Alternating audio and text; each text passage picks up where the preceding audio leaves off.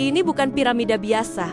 Ini mesin kuno yang dimatikan paksa. Pada tahun 2005, arkeolog amatir temukan struktur raksasa di Bosnia. Batu-batunya terpolarisasi, memancarkan frekuensi aneh. Tim resmi datang, lalu menyatakan itu hanya bukit. Tapi sampel tanah membuktikan ada lapisan beton purba berusia 25.000 tahun. Saat peneliti independen publikasikan temuan, mereka diancam. Semua data dihapus.